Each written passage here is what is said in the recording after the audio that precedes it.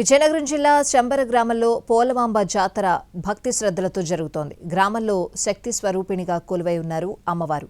ఆమె ఆవిర్భావం వెనుక పురాణ గాథ ఉంది. సిరిమానోత్సవ వైభవంపై ప్రత్యేక కథనం. విజయనగరం జిల్లా శంబర గ్రామంలో జరిగే పోలమాంబ జాతరకు ప్రత్యేక గుర్తింపు ఉంది. ఒకప్పుడు ఈ ప్రాంతం దండకారణ్యంగా ఉండేదని స్థానికులు చెబుతున్నారు. శంబాసురుడనే రాక్షసరాజు పాలనలో ప్రజలు మునులు తీవ్ర కష్టాలు అనుభవించారట. అతని బారి నుంచి రక్షించమని శక్తి స్వరూపుణిని వేడుకున్నారు. ఆమె పోలేరేశ్వరిగా అవతరించి శంబాసురుడిని సంహరించిందని భక్తుల విశ్వాసం. అప్పటి నుంచి పోలేరేశ్వరి పోలమాంబగా ఈ ప్రాంత ఆరాధ్య దేవతగా నిలిచింది. శంబాసురుడి పాలన కారణంగానే ఈ ప్రాంతానికి శంబర అనే పేరు వచ్చిందని చెబుతారు స్థానికులు. సుమారు 400 సంవత్సరాల క్రితం పుకాపు అప్పన్నదుల దంపతులకు పోలమాంబ జన్మించిందనేది స్థానికుల నమ్మకం. బాల్యం నుంచే ప్రత్యేక లక్షణాలతో ఉన్న పోలమాంబ తాను వివాహం చేసుకోకుండా గ్రామదేవతగా అవతరిస్తానని తెలిపిందట. కుటుంబ పెద్దల ఒత్తిడితో వివాహానికి అంగీకరించినప్పటికీ తనను ఎవరూ ప్రత్యక్షంగా చూడరాదని ఆంక్ష విధించింది.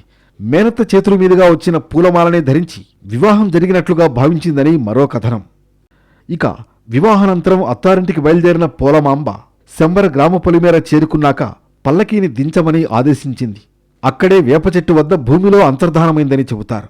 ఆమె వెంటనే మేనత్త కూడా భూమిలోకి ప్రవేశించిందని స్థానికులు విశ్వాసం. అప్పట్నుంచే గ్రామస్తులు పోలమాంబను గ్రామదేవతగా ఆరాధిస్తూ ఏటా జాతర నిర్వహిస్తున్నారు. పోలమాంబను శంబర గ్రామంలో పుట్టిన ఆడపిల్లగా భావిస్తారు స్థానికులు. అందుకే సంక్రాంతి పండుగకు ముందు వచ్చే మంగళవారం అమ్మవారిని గ్రామంలోకి తీసుకొస్తారు.